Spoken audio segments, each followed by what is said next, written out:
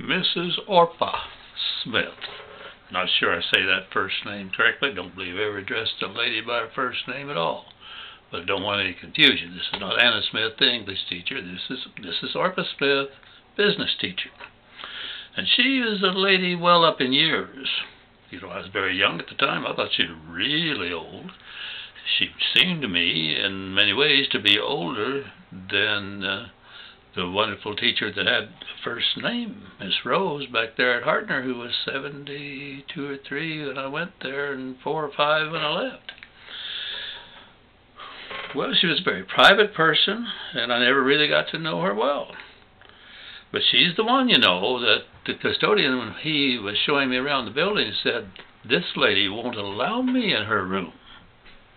I think it had something to do with how she felt he cleaned. She cleans her room herself. Well, that first year I became aware that her class enrollments were not very high. And I heard a little grousing among some of the faculty members that she didn't carry her fair share of the load around there. Well, some of them said, well, at least this will be her last year. She'll surely retire at the end of the year. And I think they said she was 75 or 6. I can't really remember. But what I do know is that fast forward to the 57, 58 year, and Mrs. Orpah Smith's right there on the roll, ready to teach.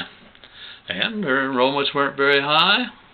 And I had taught a class in, I think, junior high social studies the year before, and probably American history to high school kids.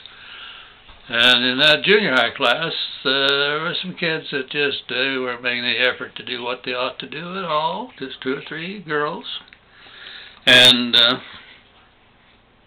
I think we ended up with 5 or 6 that the faculty and I looked at, and the principal, Mr. Lepp, and we sorted them out and asked Mrs. Smith to teach them vocabulary and spelling. And I'm sure she wasn't happy with that addition, but she's a real old trooper. She didn't complain. I think she kind of radiated a little, you know, what's this all about? But, okay, and she worked at it. And I dropped in and out occasionally, and, you know, no more into her room than anybody else's, but I kept an eye on what was going on in school. And she was working at it, no question. Not getting much in the way of results. Didn't hold that against her. Been there, done that with a couple of those girls. Well, middle of the semester, I realized this probably just isn't working. So I arranged to drop in during the planning period and say, you know, Miss Smith, I appreciate how you've been working with those girls, but it doesn't look like it's really working out. And we'll find a way, if it's all right with you, at the end of this semester, to work them back in to other classes. Might even do it now. Boy, Mrs. Smith was indignant. She let me know right away that she didn't go for that at all.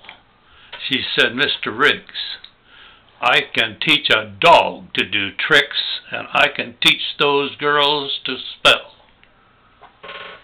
Well, okay. By golly, you can't say anything except go for it, you know, in a deal like that. And I know she worked and worked hard at it. I think 1 or 2 of them made some real progress, and probably some others didn't. But by golly, I can tell you one thing.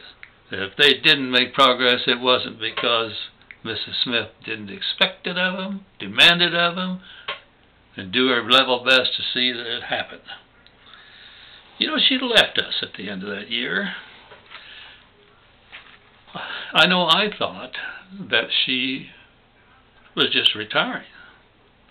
But, you know, after school started the next year, somebody told me, no, you know what, she's over at Campo, Colorado, which is not a long ways away from Elkhart, and teaching at the junior high level.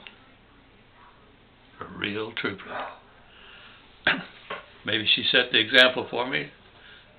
At 80 this year, I still did quite a bit of subbing back there in Yuma, Arizona before we headed back here. The health holds. I think I'll do a little more subbing at 81.